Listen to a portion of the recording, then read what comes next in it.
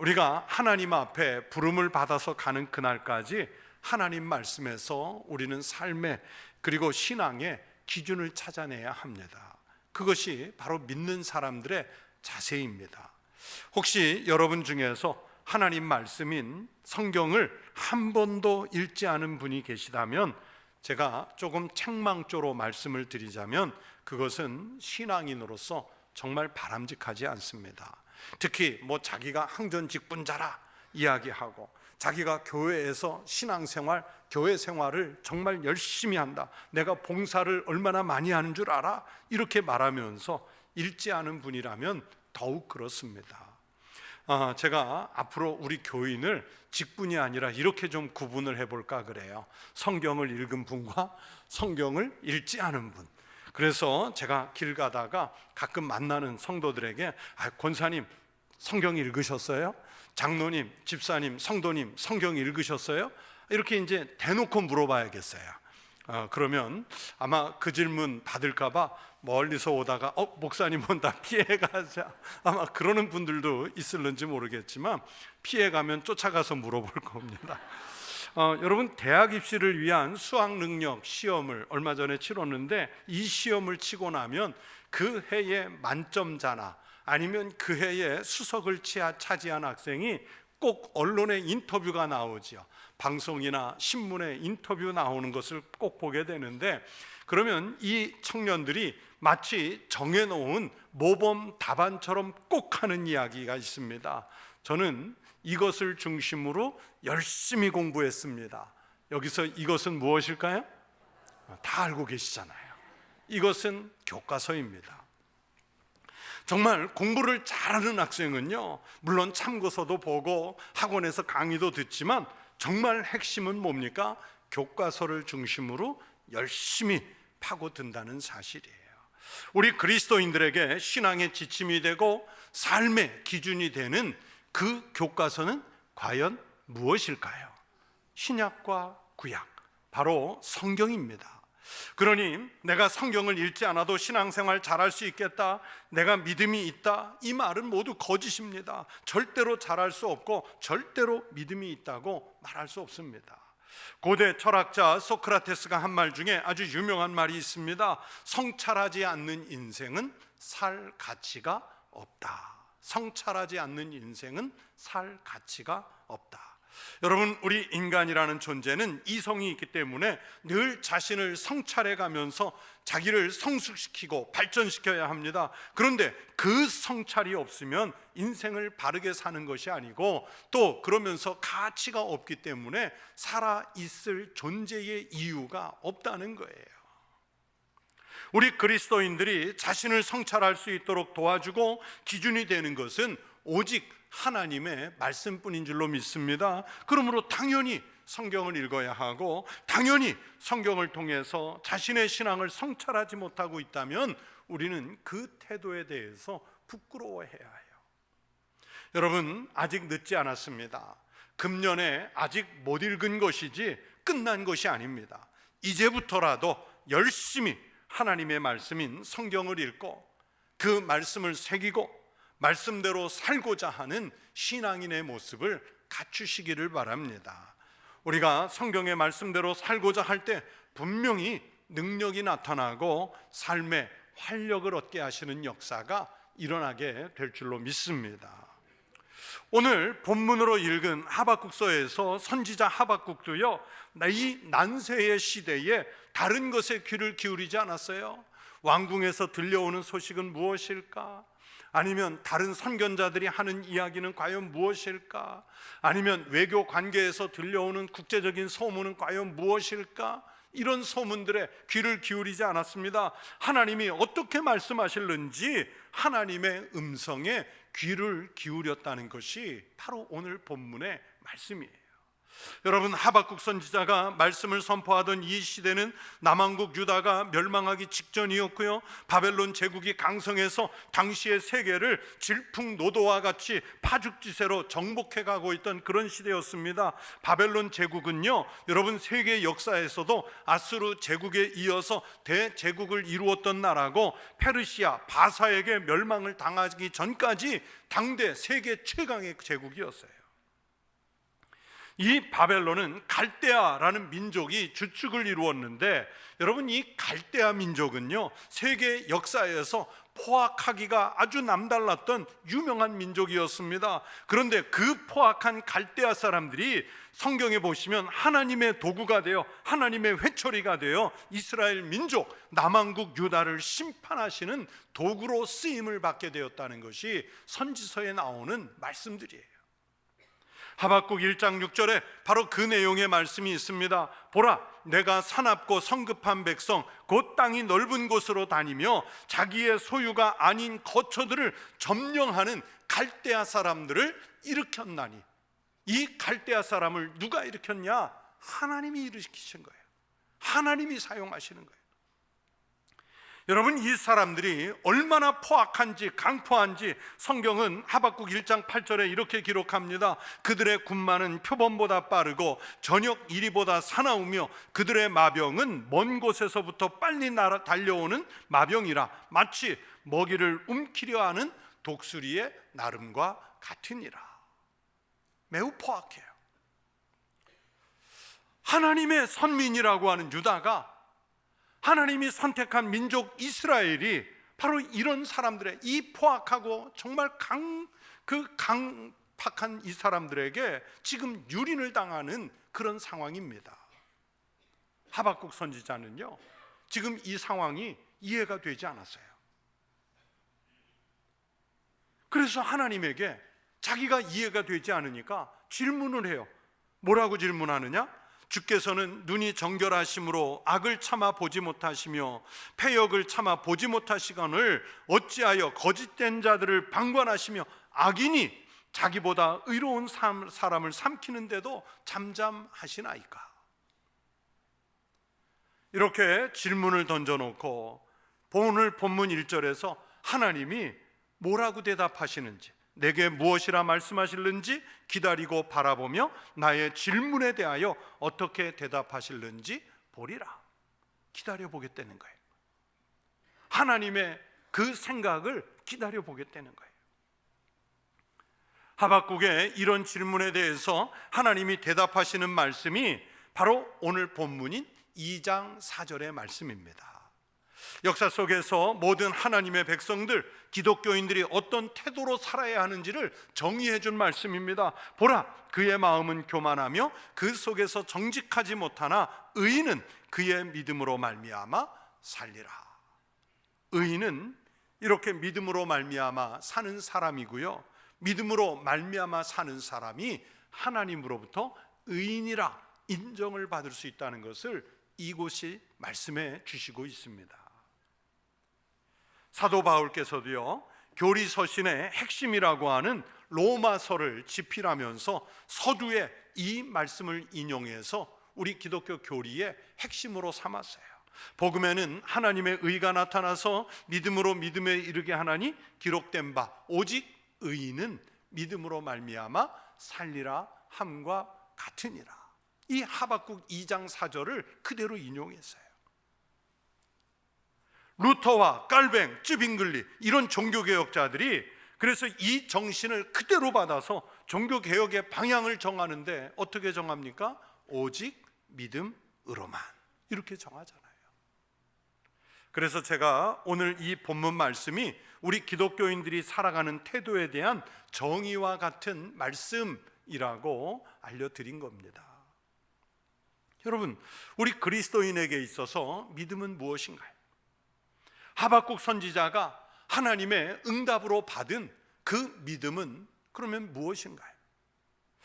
저는 이렇게 정의해 봤습니다. 어떤 상황에서도, 어떤 위기 앞에서도 하나님의 섭리를 믿으며 주께서 주관하고 통치하실 수 있도록 맡길 수 있는 담력, 그거 아니겠습니까?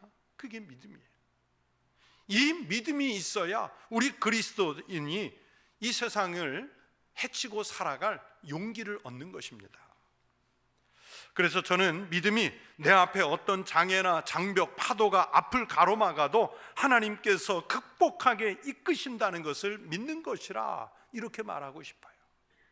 그것을 예수님은 오늘 신약의 본문으로 읽은 마가복음 11장 20절 이하에서 산까지도 옮길 수 있는 것이라고 말씀했습니다.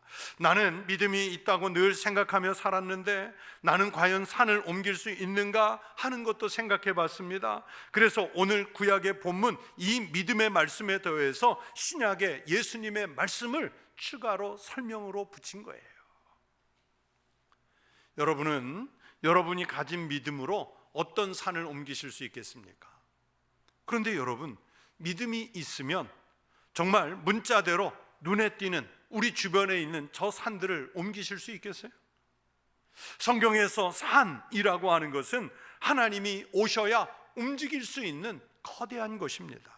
하박국 3장 6절 말씀에 산은 하나님이 오셔야만 변형이 일어납니다. 영원한 산이 무너지며 무궁한 작은 산이 엎드러지나니 마지막 때에 여호와의 날이 돼야 이런 일들이 일어날 것이라고 말씀해 주셨어요.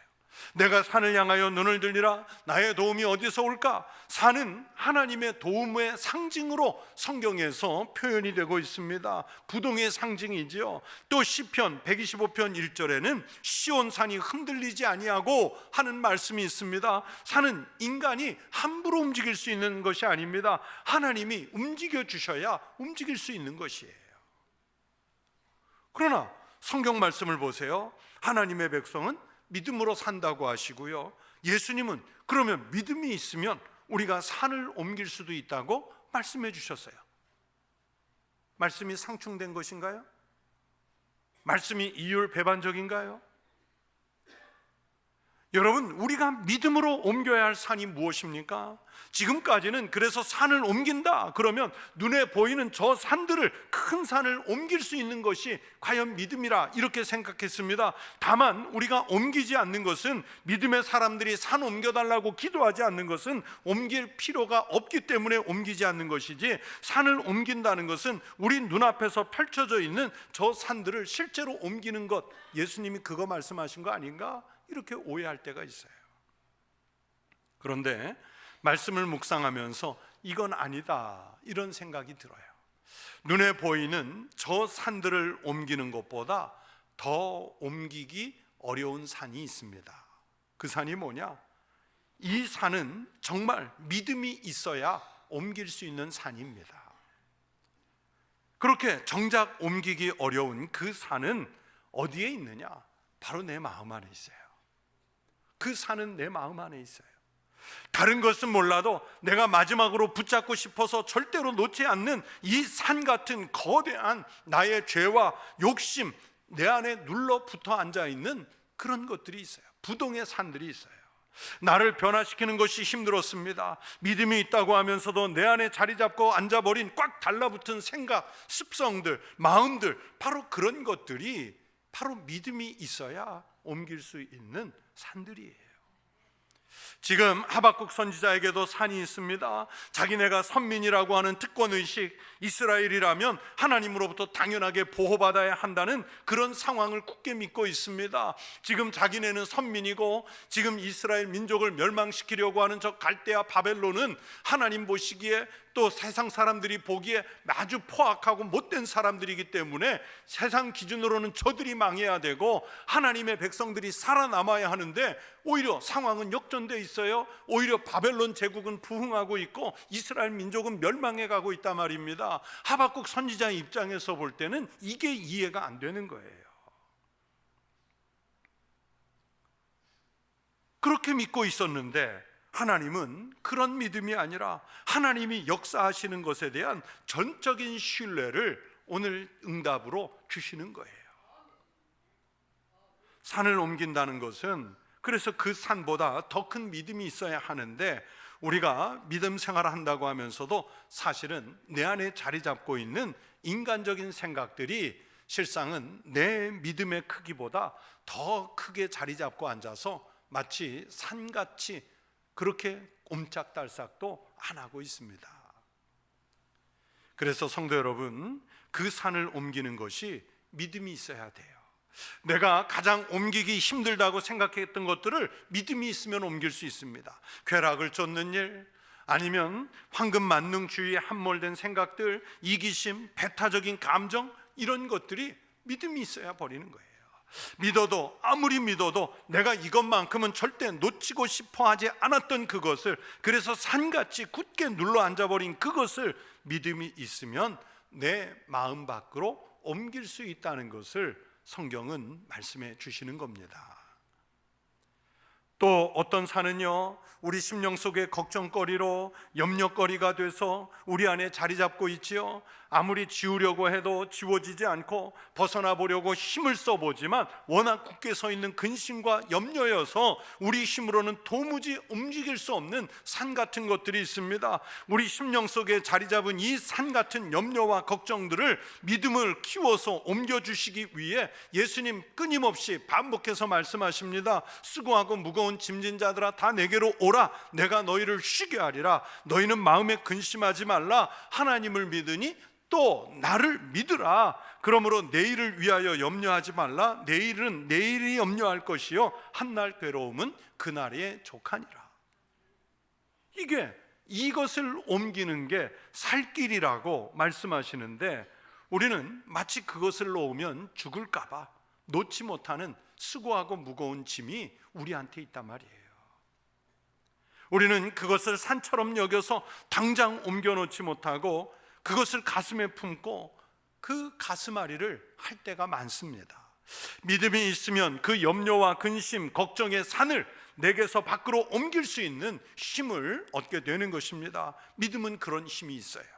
하나님은 오늘 본문에서 하박국 선지자를 통해서 지금 돌아가고 있는 상황은 아주 불쾌하고 불안하고 불편하지만 이스라엘에게 바로 그런 믿음이 요구되고 있다고 선포하라고 말씀을 주신 겁니다. 유명한 철학자 파스칼은 팡세에서요, 세상에는 세 종류의 사람이 있다고 그랬습니다. 여러분 아시다시피 파스칼은 아주 유명한 믿음의 철학자잖아요. 그래서 신앙의 시각에서 세 종류의 사람을 얘기했습니다. 첫 번째는 하나님이 있거나 말거나 상관하지 않고 살아가는 그런 사람이 있답니다. 이런 사람은 신을 부정하며 철저하게 무신론적이며 자기 중심적으로 사는 사람입니다. 두 번째는 나름대로 하나님을 찾아보려고 애쓰는 사람이 있대요. 하나님이 계신 것이 만약에 확실하면 믿겠다 하는 생각은 있지만, 그래서 자기도 힘을 내서 신을 찾아보려고 하지만 아직은 여전히 믿음이 없는 사람. 이 사람은요, 마치 무지개를 잡아보겠다고 따라가는 아이처럼 막연하게 인생을 헤매는 사람이라 그랬어요. 세 번째는 하나님 안에 깊이 들어와 있는 사람. 하나님 안에 깊이 들어와 있는 사람. 내가 먼저 하나님을 찾은 줄 알고 있었는데 내가 신앙을 확립하고 보니까 내가 하나님을 먼저 찾은 것이 아니라 하나님이 먼저 나를 찾으셨다, 이것을 고백하는 사람이라는 겁니다. 그래서 그 사람은 늘 감격하면서 내일을 하나님께 맡기고 살아가는 사람입니다. 그래서 믿음이 있으면 하나님의 길이 아닌 것을 버릴 수 있는 사람, 하나님은 그런 믿음의 사람을 의인이라고 말씀하시는 것입니다.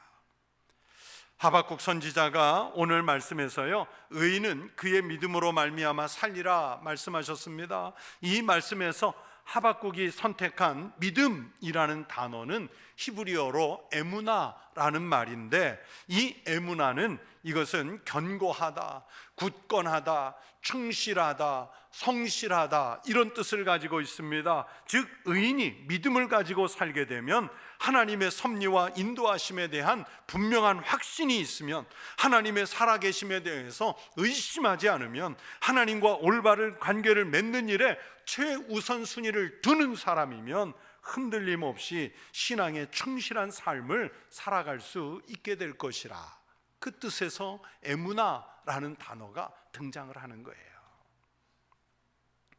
아마 이렇게 말씀드리면 어떤 분은 물을 수 있어요. 아유, 목사님, 그렇게 살려면 제가 목회자가 되거나 아니면 세상과 절연의 산속에 들어가 수도원에서 수도사가 되는 게 더 옳겠습니다. 그렇게 묻고 싶을 거예요. 그렇지 않습니다. 우리 그리스도교 신앙은 살아가는 삶의 자리를 매우 중요하게 생각합니다. 그리고 살아가는 그 자리에서 그리스도인다운 삶을, 그래서 세상 속에서 표출하며 살기를 원하고 계십니다. 직장에서, 사회에서, 우리는 관계 맺은 모든 사람들 속에서 그리스도인으로서 잘못 눌러앉은 산 같은 불의, 불신, 이런 것들을 옮겨놓고 내가 그리스도인이요 하고서 살아야 합니다. 여러분, 앞에 질문한 대로 목사가 되면, 수도사가 되면, 그러면 모든 것을 다 옮겨놓고 살 것 같습니까? 아니요, 그렇지 않아요. 그들도 여전히 안에 움직이지 못하는 산이 있어서 고민을 합니다. 하박국처럼 하나님의 답변을 기다리면서 믿음을, 가슴을 치며 기도할 때가 얼마나 많은지요. 불신의 마음이 다시 솟지 못하도록 옮겨놓기 위해서 늘 영적 전쟁을 합니다. 믿음으로 영적인 싸움을 해요. 하나님 앞에 부름받아 가기 전까지는 이 전쟁이 끝나지 않는 거예요. 사도 바울을 보세요. 절대로 옮길 수 없을 것 같은 산같이 거대하고 좋은 조건들을 품었던 분 아닙니까? 히브리인 중에 히브리인이요, 바리새인 중에 바리새인이요, 학파로는 가말리엘 학파요, 로마의 시민권자요, 아버지로부터는 부를 물려받은 그런 분이었어요. 그랬던 그가 예수 그리스도를 만나는 순간, 그리고 오직 의인은 믿음으로 말미암아 살리라는 고백을 하는 순간, 자기의 인생 밖으로 자기가 그렇게 소중하게 여겼던 것들을 내놓지 않습니까? 믿음으로 옮긴 거예요. 성 어거스틴은 자신의 천재성과 학문성이라고 하는 산을 예수님을 위해서 옮겨 놓았고, 성 프란치스코는 자기 태생부터 가지고 있었던 부와 영주로서의 권력들을 예수를 만나는 순간 버린 것처럼 내려놓았습니다. 마틴 루터는 신부로서 얼마든지 교회의 기득권을 누리며 살아갈 수 있는 환경이었죠. 뛰어난 신부로, 학자로서 자기의 자리가 분명하게 보장됐던 분입니다. 그러나 이 루터가 로마서를 읽다가 1장 17절에 오직 의인은 믿음으로 말미암아 살리라 하는 이 말씀 한마디 때문에 종교개혁이라고 하는 가시밭길에 들어서고 말지 않습니까? 지금 예를 든 것처럼 여러분, 우리 그리스도인이 믿음으로 산다고 하면 시원한 길이 열리겠지. 믿음으로 산다고 하면 돈을 잘 벌 수 있겠지. 믿음으로 산다고 하면 자식들이 형통해지겠지. 여러분, 그런 것 기대하는 게 아니에요. 시원한 길이 열리는 게 아닙니다. 성경을 금년에 열심히 읽었다고 해서 그 보상으로 여러분 인생이 과연 형통해지기만 하겠습니까? 아닙니다. 믿음으로 산다는 것이, 하나님 말씀에 의지해서 산다는 것이 어쩌면 더 답답한 인생 행로로 방향을 잡는 것인지 모릅니다. 그런데도 주님은 우리 보고 믿음으로 살라고 말씀하시고, 주시는 말씀을 신뢰하라고 말씀하십니다. 나라가 지금 바벨론이라고 하는 큰 제국에 완전히 몰락당할 그 위기 앞에서 나라가 망하는 것을 지켜보면서 하박국 선지자에게 하나님은 오직 의인은 믿음으로 말미암아 살리라 말씀을 주시는 거예요. 그래서 하박국이 놓인 상황은 답답하지만, 그러나 믿음으로 사는 사람에게 그 위기 속에서 살 길을 하나님이 보여주시는 줄로 믿습니다. 많은 사람들이 이 말씀을 믿음으로 믿지 못하고 있기 때문에 하나님 아버지께서는 말씀이 육신이 될 수 있도록 독생자 예수 그리스도를 친히 우리에게 보내주시지 않습니까? 태초부터 계셨던 그 말씀이 우리에게 찾아오시기를 기다리는 절기가 바로 강림절이고, 그 말씀이 친히 육신이 돼서 우리에게 찾아오신 그날이 바로 우리에게 성탄일 아닙니까? 금년 한 해 살아오는 동안 여러분에게 하나님이 무엇이라고 말씀하시던가요? 여러분, 하나님의 음성에 귀를 기울여 보셨습니까? 하박국이 들은 응답처럼 헤어나올 길이 없는 상황으로 들어간다 할지라도 하나님은 믿음의 사람들이 살 수 있는 길은 그렇게 마련해 두신 줄로 믿습니다. 하박국이 그 상황에서 세계 정세를 보았다면 우리는 길이요 진리요 생명이 되시는 예수 그리스도 바라보시는 대림절 성탄절이 되시기를 바랍니다. 바로 거기에 우리가 살 길이 있는 줄로 믿습니다. 예수 그리스도를 통해 하나님의 음성을 직접 대면하여 듣게 될 줄로 믿습니다. 여러분이 말씀대로 사는 의인이 되셔서 이 험한 세상에서 살아갈 용기를 획득하시는 믿음의 성도 되시기를 우리 주의 이름으로 축원합니다.